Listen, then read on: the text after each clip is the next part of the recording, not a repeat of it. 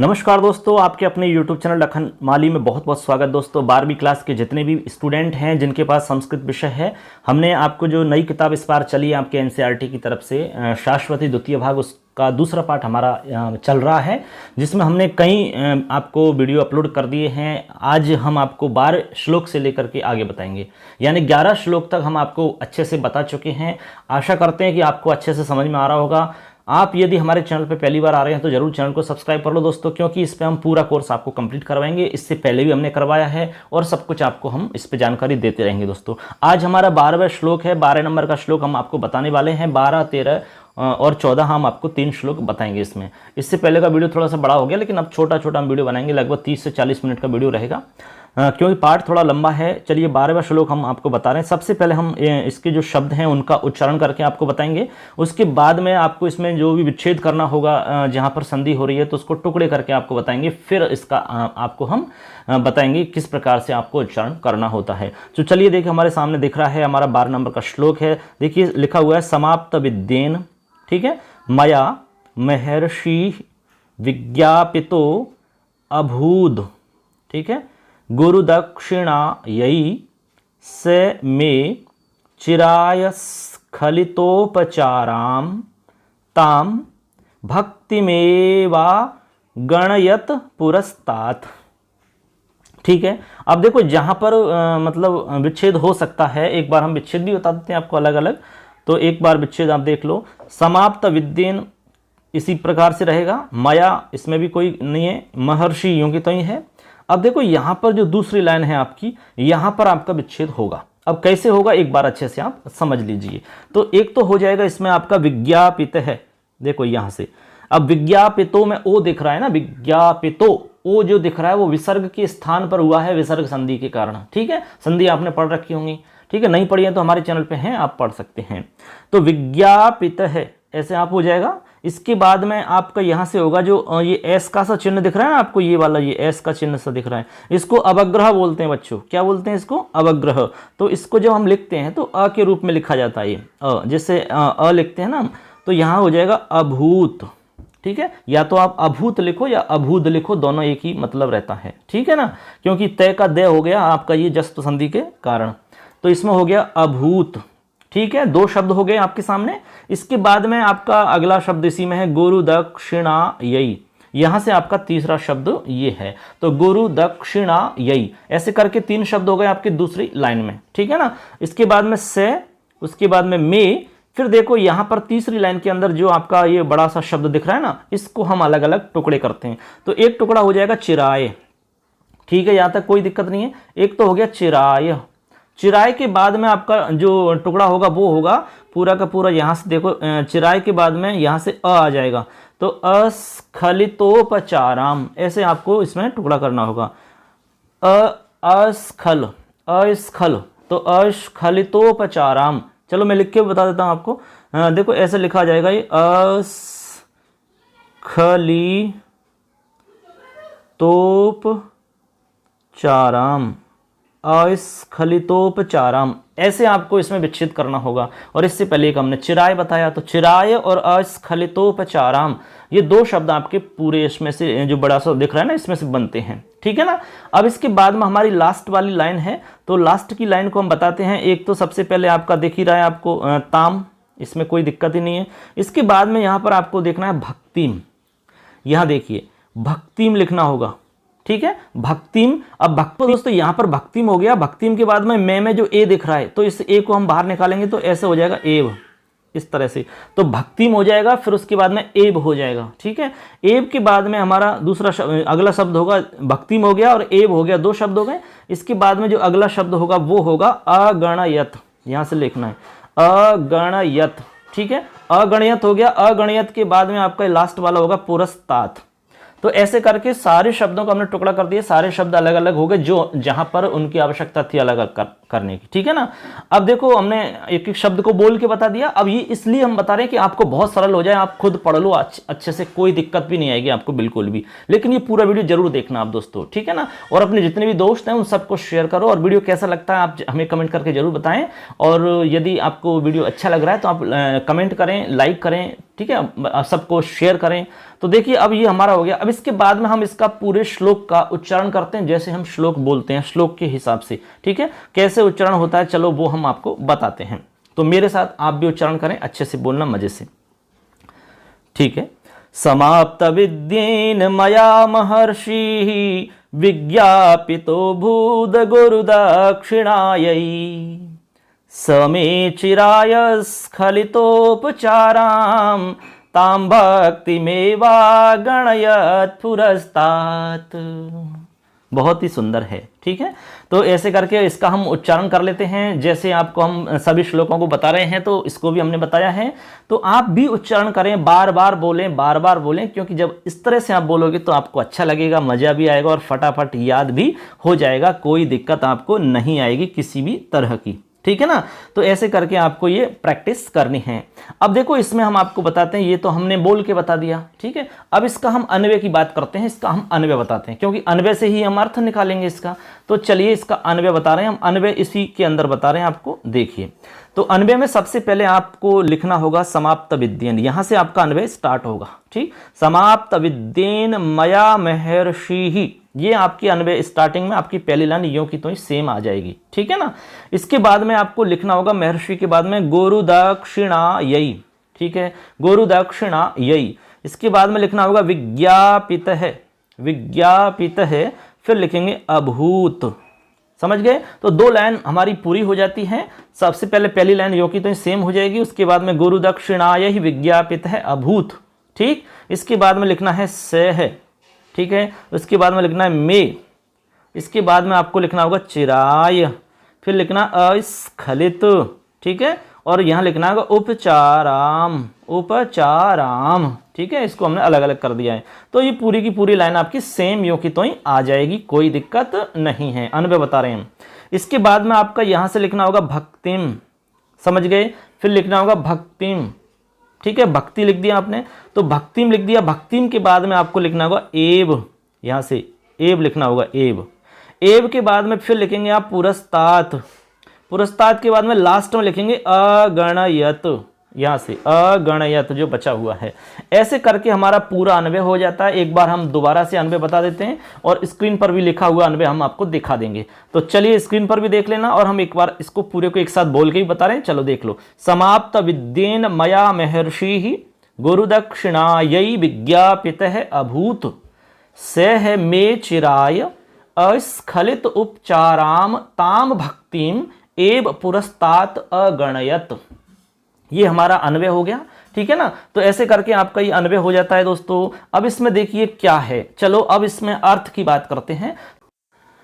तो बच्चों इस श्लोक के अंदर मुख्य रूप से जिसकी बात कही गई है उसको हम बता देते हैं। इसके अंदर कौत्स कहता है कि गुरु ने मेरी सेवा को ही गुरु दक्षिणा माना, ठीक है। जो गुरु जी हैं उन्होंने मेरी सेवा को ही गुरु दक्षिणा के रूप में उन्होंने बताया कि गुरु दक्षिणा के रूप में आपकी जो सेवा है वही श्रेष्ठ है, ऐसा उन्होंने कहा। और इसी बात को ये श्लोक के अंदर इसको अच्छे से समझा रहे हैं। केवल यही इसमें विषय वस्तु है। 12वें श्लोक के अंदर केवल यही बात है कि कौत्स ये कहता है कि कौत्सः कथयति यत् गुरुः मम सेवाम एव दक्षिणाम अमन्यत, यानी गुरु दक्षिणा केवल सेवा को ही स्वीकार करते हैं, उसी को श्रेष्ठ बताते हैं। इसको ही श्लोक के अंदर बताते हैं। अब पूरे श्लोक का हम अर्थ निकालते हैं। चलिए अर्थ बता देते हैं आपको। तो ये तो आपको पता लग गया कि इसमें क्या बताया गया। अब इसमें हम एक एक शब्द का अर्थ आपको बताते हैं। चलिए देखते हैं। सबसे पहले इसमें हमारा शब्द दिख रहा है, मैं आपको अंडरलाइन करके दिखा देता हूं। सबसे पहले है समाप्त विद्येन, ठीक है। समाप्त विद्येन का मतलब होता है बच्चों अध्ययन पूर्ण कर लेने वाले, ठीक है, जिन्होंने अपनी विद्या पूरी कर ली, यानी विद्या समाप्त कर ली, तो समाप्त विद्येन हो गया, ठीक है। ऐसे इसके बाद में है मया, तो मया का मतलब होता है मैंने या मेरे द्वारा, ठीक। इसके बाद में है महर्षि ही, तो महर्षि आप जानते हैं महर्षि से ऐसा अर्थ हो जाएगा, ठीक है ना। इसके बाद में लिख रहा है विज्ञापित है, तो विज्ञापित का अर्थ होता है बच्चों, विज्ञापित का अर्थ होता है निवेदन क्या अर्थ होता है? निवेदन। ठीक है, और फिर लिख रहा है अभूत। अभूत का मतलब किया, तो पूरे का अर्थ हो जाएगा विज्ञापित अभूत, यानी निवेदन किया। समझ गए बात को? क्या किया? निवेदन किया। उसके बाद में लिख रहा है गुरु दक्षिणा यही। तो गुरु दक्षिणा यही का मतलब क्या होता है? चलिए, तो इसका मतलब हो जाता है बच्चों गुरु दक्षिणा स्वीकार करने के लिए, गुरु दक्षिणा यही। ठीक है, चतुर्थी का रूप है गुरु दक्षिणा ये, गुरु दक्षिणा स्वीकार करने के लिए। ठीक, इसके बाद में आगे चलते हैं। सह, तो सह यानी क्या होता है? उन्होंने। ठीक है, सह यानी वह होता है, लेकिन यहां अर्थ निकलेगा उन्होंने। मे, फिर आगे लिख रहा है मे, तो मे का मतलब होता है मेरा या मेरी। ठीक है, इसके बाद में लिख रहा है चिराय। तो चिराय का अर्थ होता है बच्चों बहुत काल तक की गई, या बहुत समय तक की गई, लंबे समय तक, काफी लंबे समय तक, चिरकाल तक कहते हैं ना ऐसे। तो चिराय का मतलब बहुत लंबे समय तक की गई। इसके बाद में लिख रहा है आपका अस्खलितोपचाराम। अस्खलितोपचाराम, तो इसका मतलब होता है अस्खलित हो जाना का मतलब भूल हो जाना, गलती हो जाना, त्रुटि। ठीक है, स्खलन, स्खलन का मतलब त्रुटि होता है, भूल होना, लेकिन जब अ लग जाएगा तो उसका उल्टा अर्थ हो जाएगा, तो मतलब त्रुटि से हीन ऐसा अर्थ निकलेगा फिर अस्खलित का। तो अस्खलितोपचाराम का अर्थ बता रहे हम पूरे का। इसका अर्थ हो जाएगा यहां से यहां तक का त्रुटि रहित सेवा रूप, यानी बिना त्रुटि या बिना गलती की सेवा रूप, इसको हम कहते हैं अस्खलितोपचाराम। ठीक, इसके बाद में ताम। फिर ताम का मतलब होता है उस। ताम यानी क्या होता है? उस। ठीक, उसके बाद में है भक्तिम। तो भक्तिम का मतलब भक्ति को। एव यानी होता है ही। ठीक है, जैसे कहते हैं कि ज्ञान ही, ठीक है, या विद्या ही धन है, तो विद्या ही, तो एव यानी ही होता है। फिर लिखा हुआ है आपका अगणयत। अगणयत का मतलब होता है गिना या माना। उसके बाद में लिख रहा है पुरस्तात। तो पुरस्तात का अर्थ होता है सबसे पहले, सामने एकदम। पुरस्तात यानी सामने भी होता है, लेकिन यहां अर्थ निकले सबसे पहले, ऐसा यहां पर अर्थ हो जाता है। तो हमने सभी शब्दों का अर्थ आपको बताया। अब पूरे श्लोक का अर्थ आपको बता देते हैं। अब तो आपको दिक्कत भी नहीं आएगी, क्योंकि हमने सारे शब्द बता ही दिए, तो फिर कोई प्रॉब्लम नहीं है। तो चलिए, इसका अर्थ है, तो बच्चों इसके अंदर कौत्स कह रहे हैं किससे? महाराज रघु से। क्या कहते हैं? कौत्स कहते हैं कि अध्ययन पूर्ण कर लेने वाले मैं महर्षि से गुरु दक्षिणा स्वीकार करने के लिए निवेदन किया, यानी मैंने महर्षि से गुरु दक्षिणा स्वीकार करने के लिए उनसे बार बार निवेदन किया। उन्होंने मेरी बहुत काल तक की गई त्रुटिहीन सेवा रूप उस भक्ति को ही सबसे पहले गिना, अर्थात उसी को उन्होंने उत्तम गुरु दक्षिणा माना।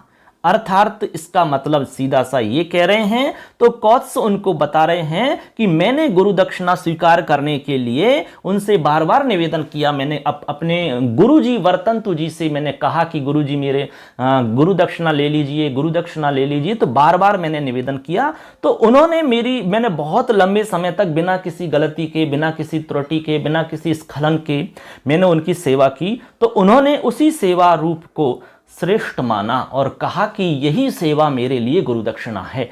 ऐसा इस श्लोक में बताया गया है। ठीक है, तो आशा करते हैं आप बात समझ गए होंगे अच्छे से। ठीक है दोस्तों, तो ऐसे करके हमारा ये 12वां श्लोक कंप्लीट अच्छे से हो जाता है। कोई भी प्रॉब्लम इसमें आपको नहीं होनी चाहिए। ठीक, अब चलते हैं अगले श्लोक की तरफ। अगले श्लोक में फिर क्या वार्ता हो रही है, चलिए देखते हैं 13वां श्लोक। तो चलिए बच्चों, अब हम देख रहे हैं आपके यहाँ 13वां श्लोक है। जैसे कि स्क्रीन पर आपको दिख रहा होगा 13 नंबर का श्लोक आपका है अगला श्लोक। इसमें क्या बातचीत होती है? सबसे पहले तो हम वही प्रक्रिया जैसे कि हम पहले बता रहे हैं आपको, उच्चारण करके बताएंगे, शब्दों का विच्छेद करके बताएंगे, फिर हम अन्वय की तरफ चलेंगे। तो सबसे पहले उच्चारण कर रहे हैं हम, देखो शब्दों के, केवल शब्दों को बोल के बताएंगे।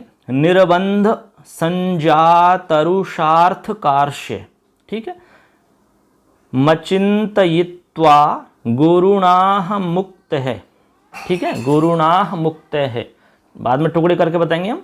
वित्तस्य विद्या परिसंख्यया में कोटिश्चतस्रो दश चाहरेति। ठीक है, ये तो एक शब्द उच्चारण हो गया हमारा। अब चलिए बच्चों, अब हम आपको इसमें विच्छेद करके बताएंगे और फिर जितने भी आपके शब्द होंगे उनको भी बोल करके अच्छे से बता देंगे। तो चलिए सबसे पहली लाइन हम देखते हैं इसके अंदर क्या है। देखिए सबसे पहले लिखा हुआ निर्बंध, ठीक है, तो निर्बंध कोई दिक्कत नहीं है, यहाँ तक आपका निर्बंध शब्द है। तो बच्चों यहाँ तक आपको विच्छेद करना होगा संजातरुषा, ठीक, संजातरुषा। इसके बाद में आपको आगे करना होगा यहाँ से अ से, यानी तरुषा में शा में जो आ मिल रहा है उस अ को अलग कर दो, फिर हो जाएगा अर्थकार्ष्य। अर्थकार्ष्य, अर्थकार्ष्य है, लेकिन अगली जो लाइन है आपकी वो स्टार्ट हो रही है आपकी म से, तो म को आप इधर ले जाइए, अर्थकार्ष्यम, ऐसे आप ले जाइए अर्थकार्ष्यम। तो ऐसे करके इस पहली लाइन में हमारे 3 शब्द हो जाते हैं। समझ गए बात को? पहला शब्द है निर्बंध, ठीक, दूसरा शब्द हो गया संजातरुषा, तीसरा हो गया अर्थकार्ष्यम। बात समझ गए? अर्थकार्ष्यम, एक एक समझ लो अच्छे से, आप बिल्कुल क्लास की तरह चल रहा है सब कुछ सिस्टम। इसके बाद में हमने यहाँ से मैं ले लिया, दूसरी लाइन में चलो। अब जो म दिख रहा है मचिंतित्व वाला, ये म तो आपका चला गया ऊपर, ठीक है, अर्थकार्ष्यम में, तो यहाँ हो जाएगा आपका म में से बचेगा ए, ठीक है, क्योंकि म हमारा हलंत ही गया है, ए तो बच गया अभी। तो यहाँ लिखेंगे अचिंतयित्वा, तो ये हो जाएगा अचिंतयित्वा, ठीक, समझ गए? इसके बाद में आप लिखेंगे यहाँ पर अगला जो शब्द है हमारा, फिर वो हम आपको आगे लिखना है, तो आगे लिखेंगे गुरुणा, गुरुणा, ठीक, गुरुणा हो गया। अब गुरुणा में आ जो है वो आ दिख रहा है ना, तो अ और आ मिलके बना हुआ है ये, तो यहाँ से हम निकालेंगे अ, तो अ निकालते हो जाएगा अहम, ये बन जाएगा अहम, ठीक है, अहम बन गया। फिर अहम में जो म में ऊ लग रहा है उस ऊ को अलग करेंगे तो बन जाएगा उक्त है, उक्त है। तो ऐसे करके जो आपका ये दिख रहा है ना गुरुणाम अहम उक्त है, इसमें 3 शब्द हैं बच्चों, एक तो हो गया गुरुणा, फिर हो गया अहम, फिर हो गया उक्त है। ऐसे समझ लेना अच्छे से आप, ठीक है। तो आपकी दूसरी लाइन में हो गया आपके, एक तो अचिंतयित्वा एक शब्द हो गया, गुरुणा एक शब्द हो गया, अहम एक शब्द हो गया और उक्त है एक शब्द हो गया। ऐसे करके आपके ये 4 शब्द हो जाते हैं दूसरी लाइन में, ठीक है, क्लियर है बात? अगली लाइन देखते हैं, वित्तस्य एक शब्द है, कोई दिक्कत नहीं है। इसके बाद में आपका जो अगला है विद्या परिसंख्यया, विद्या परिसंख्यया, ये आपका पूरा एक शब्द है, विद्या परिसंख्यया, संख्यया, ठीक है। तो ये हमारा एक शब्द हो जाता है। इसके बाद में मे है, तो ऐसे करके तीसरी लाइन में केवल आपके 3 शब्द हैं, वित्तस्य और विद्या परिसंख्यया और मे, ठीक है। अगली लाइन देखते हैं लास्ट, कोटिस चतश्रो, कोटिस चतश्रो, तो इसमें आप कोटि को अलग कर सकते हैं, कोटि, ठीक है, कोटि यानी करोड़ होता है, कोटि अलग हो जाएगा कोटि ही, ठीक है, कोटि ही में विसर्ग हो जाएगा, क्योंकि जो श दिख रहा है ये श का विसर्ग बन जाएगा, ठीक है, तो कोटि ही बन जाएगा विसर्ग में, और विसर्ग में बदलते ही आपका च बचेगा, तो चतश्रो बन जाएगा फिर, तो कोटि ही, फिर दूसरा शब्द हो जाएगा चतश्रो, फिर अगला है 10, फिर आपको आगे लिखना है च, ठीक है, च लिखना है, फिर लिखना आहर। देखो चाहरेती जो लिख रहा है, इस चाहरेती में आपके 3 शब्द छुपे हुए हैं बच्चों, इसमें 3 शब्द हैं, मैं आपको चलो नीचे लिख के बता देता हूं। एक तो है इसमें च, ठीक है, इसके बाद में आहर, आहर, और फिर है इति, इन सबको जोड़ोगे तो चाहरेती बनेगा, चाहरेती, समझ गए? च और आहर को जोड़ोगे तो आपका दीर्घ संधि हो जाएगी, और फिर हर, आहर और इति को जोड़ोगे तो यहां पर आपकी गुण संधि हो जाएगी, ऐसे करके बनेगा चाहरेती। तो आशा करते हैं आपको ये सारे शब्दों की बात समझ में आ गई होगी, कैसे हमने विच्छेद किया है, फिर उनको कैसे बोलते हैं, उच्चारण करके भी बताया है, ठीक है ना, कोई इसमें दिक्कत नहीं आनी चाहिए। अब हम इस श्लोक का उच्चारण करते हैं, श्लोक के हिसाब से, श्लोक के अनुसार कैसे हम इसको बोलेंगे, चलिए देखते हैं। निर्बंध संजात रुषार्थ कार्श्यम अचिंतयित्वा गुरुणाह मुक्त है, वित्तस्य विद्या परिसंख्यया में कोटिश्चतश्रो 10 चाहरेति। बहुत ही सुंदर है, ठीक है। तो ऐसे करके उन्होंने बोल के बताया कि निर्बंध संज्ञा तरुषार्थ कार्ष्य मचिंतयित्वा गुरुणाह मुक्त है, वित्तस्य विद्या परिसंख्यया में कोटिश्चतश्रो 10 चाहरेति। ठीक, तो ये हमारा उच्चारण हो जाता है। अब हम इसके बाद में आपको बता रहे हैं कि भाई इसमें उच्चारण के बाद में आपको अन्वय की बात बताते हैं हम, ठीक है। तो अब इसका हम अन्वय निकालेंगे। तो देखिए अन्वय इसका हम बता रहे हैं आपको, इसी श्लोक के अंदर हम अन्वय बता रहे हैं, अंडरलाइन करके बताएंगे, आप अच्छे से देखते चलना साथ साथ में। तो अन्वय में आप सबसे पहले लिखोगे निर्बंध संजात अरुषा, यहां से आप लिखेंगे निर्बंध संजात अरुषा, यहां से स्टार्टिंग होगा आपका, ये आपको अन्वय बता रहे हैं हम। इसके बाद में आप लिखेंगे गुरुणा, यहाँ से दूसरी लाइन से, तो निर्बंध संज्ञा तरुषा गुरुणा, ठीक। इसके बाद में लिखेंगे अर्थकार्ष्यम, समझ गए बात को, अर्थकार्ष्यम। फिर लिखेंगे अचिंतयित्वा, ठीक है, कोई दिक्कत नहीं है यहाँ तक। उसके बाद में लिखेंगे अहम, ये अहम रहा, हमने टुकड़े पहले ही बताई दिए आपको, अहम। और फिर लिखेंगे उक्त है, उक्त है, ठीक है। तो एक बार दोबारा सुन लो, निर्बंध संज्ञा तरुषा गुरुणा अर्थकार्ष्यम अचिंतयित्वा अहम उक्त है, ठीक। आगे लिखना होगा फिर आपको इसी में विद्या परिसंख्यया, विद्या परिसंख्यया, ठीक। इसके बाद में लिखेंगे वित्तस्य, वित्तस्य, ठीक है। इसके बाद में वित्तस्य के बाद में चतस्र है, यहाँ से लिखेंगे चतस्र है। फिर लिखेंगे दश, फिर आपको दश लिखना है। उसके बाद में लिखेंगे च, ठीक है, च ये रहा, ठीक है। चा हरेती में से आप च लिखेंगे। और उसके बाद में लिखेंगे कोटि ही, यहाँ से कोटि ही लिखेंगे। फिर लिखेंगे मे, ये आपका मे रहा तीसरी लाइन में। और फिर लिखेंगे आहर इति, आहर और इति, चा हरेती में आहर भी है और इति भी है, ये हम आपको पहले ही बता चुके हैं। ऐसे करके आपका अन्वय पूरा हो जाता है बच्चों। अब हम पूरे अन्वय को एक साथ बोल के बताएंगे और स्क्रीन पर लिखा हुआ भी दिखाएंगे आपको। चलिए देख लो, अच्छे से सुनना।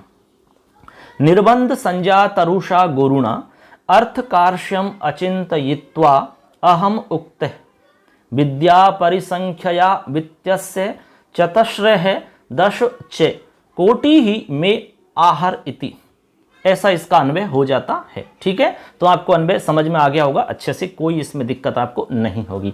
अब अन्वय के बाद में हम आपको इसमें जितने भी शब्द हैं उन सभी शब्दों का अर्थ बता रहे हैं। चलिए अच्छे से सुन लीजिए। तो अब हम अर्थ बताएंगे। देखिए, सबसे पहले इसमें जो शब्द है वो आपका शब्द है निर्बंध। तो निर्बंध शब्द का हम अर्थ बता रहे हैं इसमें। निर्बंध, इसका अर्थ हो जाएगा बार बार प्रार्थना किए जाने से, ठीक है, बार बार निवेदन किए जाने से, बार बार प्रार्थना किए जाने से, ऐसा यहाँ पर अर्थ है निर्बंध का। कोई दिक्कत नहीं है, समझ में आ गया होगा। इसके बाद में हमारा शब्द संजातरुषा, संजातरुषा, इसका अर्थ है क्रोधित होकर, क्रोधित होकर या गुस्से में होकर, ठीक है। तरुषा, संजातरुषा, तो क्रोधित होकर के या गुस्से में होकर के, ठीक। इसके बाद में अगला शब्द है अर्थकार्ष्यम। अर्थकार्ष्यम, इसका अर्थ होता है बच्चों दरिद्रता के बारे में या गरीबी के बारे में, ठीक, दरिद्रता के बारे में या गरीबी के बारे में, ठीक है ना। इसके बाद में है अचिंतयित्वा। अचिंतयित्वा का मतलब होता है बिना सोचे, ठीक है, अचिंतयित्वा बिना सोच कर, ठीक है, ऐसे अर्थ इसका होगा। इसके बाद में है गुरुणा। गुरुणा, गुरुणा का मतलब क्या होता है बताइए। गुरु शब्द से रूप बना हुआ है, तो गुरुणा का अर्थ हो जाएगा आपका गुरु ने, ठीक है, या गुरु से। फिर है अहम, अहम यानी मैं होता है। फिर लिख रहा है उक्त है। उक्त का अर्थ क्या होता है, कहा, ठीक है, उक्त यानी कहा या बोला। इसके बाद में है कोटि ही। तो कोटि का मतलब होता है करोड़ स्वर्ण मुद्राएं, ठीक है, कोटि यानी करोड़ होता है, लेकिन यहाँ पर स्वर्ण मुद्राएं उसके साथ में जुड़ा हुआ है शब्द, कोटि स्वर्ण मुद्राएं, ठीक है, करोड़ स्वर्ण मुद्राएं। इसके बाद यहाँ लिख रहा है चतस्र हो। चतस्र यानी 4 होता है, 10 यानी 10 होता है, तो चतस्रो 10 का मतलब 14 हो गया एक साथ। चतस्रो 10 का मतलब 14 हो गया। च यानी और हो गया। फिर आहर, आहर का मतलब होता है लाओ। इति यानी इस ऐसा कहा, इस प्रकार बोला। आहर यानी लाओ, इति यानी इस प्रकार कहा या इस प्रकार बोला। तो ये हमारे एक एक शब्द का अर्थ हो जाता है। अब आगे हम अर्थ बता रहे हैं पूरे इस श्लोक का। तो चलिए बच्चों, अब इस 13वें श्लोक का हम अर्थ बता देते हैं आपको। बहुत ही सिंपल अर्थ है, अच्छे से सुन लो। कहा है कि बार बार प्रार्थना किए जाने से, क्रोधित होकर के, गुस्से में होकर के मेरे गुरु वर्तन तूने, मेरी दरिद्रता के बारे में अर्थात मेरी गरीबी के बारे में बिना सोचे मुझ कौत्स से कहा कि विद्याओं की संख्या के अनुसार ही 14 करोड़ स्वर्ण मुद्रा मेरे लिए लाओ, ऐसा उन्होंने कहा। और यही पूरे इस श्लोक का अर्थ है। अर्थात इसका मतलब सीधा सा ये हुआ कि मेरे गुरुजी ने मुझको 14 प्रकार की विद्याएं सिखाई, 14 प्रकार की विद्याओं का मुझे ज्ञान करवाया, ठीक है। इसी प्रकार उन्होंने कहा, उसी के अनुसार उन्होंने कहा कि एक एक विद्या सीखने का 1 करोड़ स्वर्ण मुद्रा मेरे को चाहिए। तो ऐसे करके 14 करोड़ स्वर्ण मुद्रा उन्होंने गुरु दक्षिणा में मांगी, यानी गुरु दक्षिणा में उन्होंने देने को कहा। ऐसे करके इस श्लोक में ये महाराज रघु को कह रहे हैं कौत्स। ठीक है, तो महाराज रघु को कौत्स ने बता दिया कि मुझे 14 करोड़ स्वर्ण मुद्राओं की आवश्यकता है, ऐसा मेरे गुरुजी ने क्रोधित होकर के मेरे से कहा। ठीक है, कि जितनी आपकी विद्याएं होती हैं उतनी ही मुझे को स्वर्ण मुद्राएं चाहिए, उतनी ही करोड़ स्वर्ण मुद्राओं की आवश्यकता है गुरु दक्षिणा के लिए। ठीक है, तो ऐसे करके सीधा सा मतलब हो गया कि 14 करोड़ स्वर्ण मुद्राएं उनसे मांगी गई हैं। अब देखते हैं अगले श्लोक में क्या बात होती है। चलिए एक श्लोक और देख लेते हैं 14 नंबर का। तो देखिए बच्चों, स्क्रीन पर दिख रहा होगा आपका, ये हमारा 14वां श्लोक है। इसमें देखिए सबसे पहले उच्चारण करते हैं इसका एक बार, उसके बाद में आगे की प्रोसेस आपको हम बताएंगे। तो देखिए लिखा हुआ है, सबसे पहले शब्दों को देख लें। इत्थम द्विजेन द्विज राजकांति रावेदितो वेद विदाम वरेण एनो निवृतेन्द्रिय वृत्तिरेनम जगाद भूयो जगदेकनाथ है। ठीक है, ये हमारा शब्दों का एक बार हमने उच्चारण किया है, एक एक शब्द को बोल के आपको बता दिया। ठीक है ना। अब चलो इसके बाद में हम वही अगली प्रोसेस करते हैं। अगली प्रोसेस में हम आपको विच्छेद करके बताएंगे और फिर आपको शब्दों को बोल के बताएंगे। तो सबसे पहले इत्थम लिखा हुआ है, कोई आवश्यकता नहीं है विच्छेद की। उसके बाद में द्विजेन है, द्विजेन में भी कोई आवश्यकता नहीं है। इसके बाद में लिख रहा है द्विज राजकांति ही, तो ये भी आपका एक शब्द याद रखना, पूरा का पूरा एक शब्द है, द्विज राजकांति ही। ठीक है, द्विज राजकांति ही। ठीक, इसके बाद में अगला हमारा शब्द है। तो चलिए बच्चों, अब अगला शब्द है हमारा दूसरी लाइन में। देखिए यहाँ लिखा हुआ है रावेदितो, लेकिन ये रावेदितो नहीं है, क्योंकि इसमें जो रे दिख रहा है ये रे विसर्ग में बदल करके आपका पहली लाइन में जो द्विज राजकांति लिखा हुआ है ऊपर, इसमें चला गया, इसमें विसर्ग में चला गया, विसर्ग के रूप में। अब यहाँ पर केवल आ बच गया, तो यहाँ हो जाएगा आवेदितो। अब इसमें ओ दिख रहा है ना, तय में रावेदितो दिख रहा है, तो इसमें जो तय में ओ दिख रहा है ये भी विसर्ग बन जाएगा, तो हो जाएगा आवेदित है, आवेदित है, ऐसा बन जाएगा इसमें। ठीक है, कोई दिक्कत नहीं है। अगला हमारा लिखा वेद विदाम, तो इसमें आपको यूं कितने समझ लेना है, वेद विदाम। उसके बाद में वरेण, ठीक है, वरेण, इसमें भी कोई दिक्कत नहीं है। इसके बाद में हमारी तीसरी लाइन है, तो तीसरी लाइन में हमारे कई शब्द हैं, उनको आपको समझ लेना है अच्छे से। तो तीसरी लाइन में कौन कौन से शब्द हैं, देखो सबसे पहले तो आपको एन है, जो एनो दिख रहा है, एनो में ओ जो दिख रहा है विसर्ग बना लो, तो ये एन हो जाएगा पहला शब्द। तो क्या हो गया, एन है। एन के बाद में आपको लिखना होगा निवृतेन्द्रिय वृत्ति ही, निवृतेन्द्रिय वृत्ति ही। देखो यहाँ तक लिखना है आपको, निवृत्तेन्द्रिय वृत्ति ही। ठीक है, उसके बाद में लिखना है एनम, लास्ट में इसी लाइन की बता रहे हैं हम, एनम लिखना है। फिर क्या लिखना है, एनम। तो ऐसे करके देखो, इसमें एन हो गया पहला शब्द, तीसरी लाइन बता रहे हैं। उसके बाद में आपको निवृतेन्द्रिय वृत्ति ही दूसरा शब्द हो गया, और एनम आपका तीसरा शब्द हो गया। ठीक है, ऐसे करके हमारी तीसरी लाइन हो जाती है। लास्ट लाइन है जगादय, कोई दिक्कत नहीं, ऐसे कैसे रहेगा, भूयो, आप भूयो को भूयः कर लें, यानी ओ को विसर्ग कर लें। उसके बाद में लास्ट हमारा शब्द है बच्चों जगत, जगत हो जाएगा, और एक नाथ है, आप अलग कर सकते हैं, जगत एक नाथ है, ऐसे आप कर सकते हैं। यहाँ पर आपकी जस्त संधि होकर के आपका बन जाता है जगदेक नाथ है, जगत और एक नाथ, ऐसा है। यहाँ पर जगत है, जगत में तय का दे बन जाएगा जस्त संधि के कारण। तो ऐसे करके हमारे शब्दों का विच्छेद अच्छे से पूरा हो जाता है। अब देखो पूरे श्लोक को हम उच्चारण करते हैं श्लोक के अनुसार। चलिए मेरे साथ आप भी बोलना। इत्थम द्विजेन द्विजराज कांति रावेदितो वेद विदाम्बरेण एनो निवृत्तीन्द्रिय वृत्तिरेनम जगाद भूयो जगदेक नाथ। ठीक है, तो ये हमारा उच्चारण हो गया। आप अच्छे से बोलना और अच्छे से सुनना। ठीक है, आप भी बहुत अच्छा बोल सकते हैं, इसमें कोई संशय नहीं है बच्चों। तो हमने इसको बोल के अच्छे से बता दिया है। अब हम अन्वय की प्रक्रिया आपको बता रहे हैं, अन्वय करके आपको दिखाते हैं। चलिए ठीक है बच्चों, अब इस श्लोक का हम आपको अन्वय बता देते हैं। अन्वय अच्छे से स्क्रीन पर देख लेना। आप देखो सबसे पहले स्टार्ट होगा आपका अन्वय द्विजराज कांति ही, ये आपको लिखना होगा। सबसे पहले द्विजराज कांति ही लिख दिया। इसके बाद में आपको लिखना है एन है, मैं अंडरलाइन कर रहा हूँ उसी शब्द पर जहाँ आपको लिखना है। इसके बाद में आपको लिखना होगा यहाँ पर निवृतेन्द्रिय वृत्ति ही, यहाँ से लिखना है निवृतेन्द्रिय वृत्ति ही। ठीक, इसके बाद में आपको लिखना है जगदेक नाथ है। ठीक है, इसके बाद में आपको लिखना है वेद विदाम। ठीक है, इसके बाद में लिखना है वरेण। ठीक है, कोई दिक्कत नहीं है। इसके बाद में आपको लिखना होगा द्विजेन। द्विजेन के बाद में लिखना होगा इत्थम। क्या लिखना है? इत्थम। फिर लिखना है आवेदित है, आवेदित है, ठीक है। इसके बाद में आपको फिर लिखना है एनम, तीसरी लाइन के लास्ट में लिख रहा है एनम, तो एनम लिख दिया।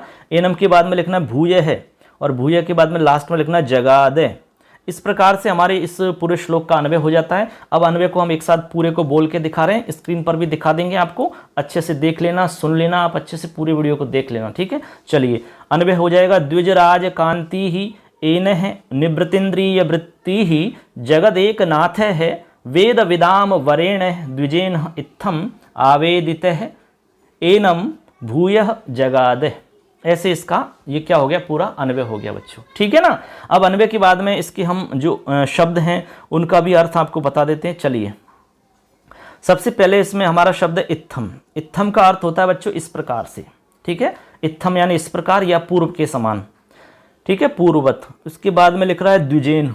द्विजेन का अर्थ क्या होता है? द्विजेन का अर्थ होता है ब्राह्मण के द्वारा, ठीक है। किसके द्वारा? ब्राह्मण। द्विज यानी ब्राह्मण होता है और तृतीया का रूप है। इसके बाद में लिख रहा है द्विज राज कांति ही, ये हमारा शब्द है। द्विज राज कांति का अर्थ होता है, कांति यानी तो जानते हैं आप चमक होती है, तो चंद्रमा की तरह कांति वाले या चमक वाले, ठीक है, ये अर्थ हो जाएगा। द्विजराज कांति का अर्थ हो जाएगा चंद्रमा की तरह कांति वाले या चमक वाले। इसके बाद में लिखना है आवेदित है। आवेदित है, तो आवेदित का अर्थ होता है आपका निवेदित करते हुए या निवेदन करते हुए, ठीक है, निवेदित करते हुए, ऐसा अर्थ है। फिर है वेद विदाम। वेद विदाम का जो अर्थ है वो बच्चों वो क्या होगा? तो वेद विदाम का अर्थ हो जाएगा आपका वेदों के ज्ञाताओं में, ठीक है, वेदों के ज्ञाताओं में। और वरेण यानी होता है आपका अग्रगण्य। तो ऐसे करके वेद विदाम वरेण, ऐसा एक पूरा मान लो आप। तो वेद विदाम का अर्थ हो गया बच्चों वेदों के ज्ञाताओं में, ठीक है, जानने वालों में। और वरेण का मतलब होता है आपका अग्रगण्य या श्रेष्ठ, हम कहते हैं, क्या कहते हैं? श्रेष्ठ, ठीक है। वर शब्द वर यानी श्रेष्ठ होता है, तो वर से वरेण बनाए तो श्रेष्ठ अर्थ हो जाएगा। तो पूरे का अर्थ हो जाएगा वेद विदाम वरेण। इसका अर्थ हो जाएगा वेदों के ज्ञाताओं में अग्रगण्य अर्थात श्रेष्ठ। चलो बच्चों हमारी तीसरी लाइन है। तीसरी लाइन में लिख रहा है एन है, तो एन लिख रहा है। एन का अर्थ होता है समस्त पापों से। एन यानी होता है सभी प्रकार के पापों से, यानी समस्त प्रकार के पापों से, ऐसा अर्थ है इसका। इसके बाद में लिख रहा है निवृत्तिंद्रिय वृत्ति ही। निवृत्तिंद्रिय वृत्ति ही, इसका अर्थ होता है कि निवृत्त इंद्रिय वृत्ति वाले, ठीक है, निवृत्त इंद्रिय वृत्ति वाले, ऐसा इसका अर्थ है। फिर लिख रहा है एनम, तो एनम का अर्थ होता है उन या कौत्स से या उनसे। एनम यानी उनसे, ठीक है। उसके बाद में लिख रहा है जगाद, तो जगाद का मतलब बोले, ठीक है, कहा। जगाद यानी बोले या कहा। भूयः, भूय का मतलब होता है पुनः या दोबारा से। जगदेक नाथ है, फिर लिख रहा है जगदेक नाथ है, तो जगदेक नाथ है का मतलब होता है संसार के एकमात्र स्वामी अर्थात महाराज रघु। संसार के एकमात्र स्वामी अर्थात महाराज रघु। ऐसा हमने इसमें एक एक शब्द का अर्थ बता दिया आपको। तो आशा करते हैं आपको अच्छे से समझ में आया होगा। वीडियो आपको अच्छा लगा होगा तो आप एक लाइक जरूर करें और चैनल को सब्सक्राइब जरूर करें, सभी दोस्तों को शेयर करें। दोस्तों अब इस पूरे श्लोक का अर्थ सुन लो अच्छे से। तो इसमें अर्थ हो जाता है बच्चों, सबसे पहले तो आप इस श्लोक में है क्या वो भी आपको बता देते हैं कि भाई इस श्लोक में मुख्य बात क्या बताई गई है। तो इस श्लोक के अंदर सर्वगुण संपन्न महाराज रघु वेदज्ञ कौत्स से कहते हैं, यानी महाराज रघु वेदज्ञ कौत्स से कहते हैं, यानी वेदों को जानने वाले कौत्स से कहते हैं। क्या कहते हैं सुनिए, तो इसका अर्थ बता रहे हैं। अब कहते हैं कि चंद्रमा के समान कांति वाले, समस्त पापों से निवृत्त इंद्रिय वृत्ति वाले, संसार के एकमात्र स्वामी महाराज रघु वेदों के ज्ञाताओं में अग्रगण्य अर्थात श्रेष्ठ ब्राह्मण कौत्स द्वारा इस प्रकार निवेदित हुए उन कौत्स से पुनः बोले। अब क्या बोले ये इसमें हम आगे बताएंगे आपको। तो ये हमारा इसका अर्थ हो जाता है। अर्थ आप दोबारा सुन सकते हैं। क्या? इस श्लोक में सर्वगुण संपन्न महाराज रघु वेदज्ञ कौत्स से बोले, कहते हैं कि चंद्रमा के समान कांति वाले, समस्त पापों से निवृत्त इंद्रिय वृत्ति वाले, संसार के एकमात्र स्वामी महाराज रघु वेदों के ज्ञाताओं में अग्रगण्य श्रेष्ठ ब्राह्मण कौत्स द्वारा इस प्रकार पूर्ववत निवेदित होते हुए उन कौत्स से पुनः बोले। ठीक है, भूया जगाद यानी पुनः बोले। अब क्या बोले अगले एपिसोड का इंतजार करें, हम बताएंगे आपको अगले एपिसोड में उन्होंने क्या बोला ऐसा। ठीक है, तो इंतजार करिए दोस्तों, आज के लिए इतना ही पर्याप्त है। आपने बहुत अच्छे से सुना, आपको सबको बहुत बहुत धन्यवाद। अच्छे से सुनते रहें, मस्ती के साथ में उच्चारण का अभ्यास करते रहें और एक एक श्लोक को अच्छे से सुने। पूरा वीडियो जरूर देखें दोस्तों, सभी दोस्तों को शेयर करें। वीडियो कैसा लगा कमेंट के द्वारा हमें जरूर बताएं। चलिए नेक्स्ट वीडियो में फिर मिलेंगे, तब तक के लिए जय हिंद, जय तू भारत है। सभी हमारे प्यारे जो साथी हैं, जितने भी इस वीडियो के माध्यम से हमें सुन रहे हैं, उन सबको 15 अगस्त की बहुत बहुत शुभकामनाएं। ठीक है दोस्तों, धन्यवाद, फिर मिलेंगे नेक्स्ट वीडियो में।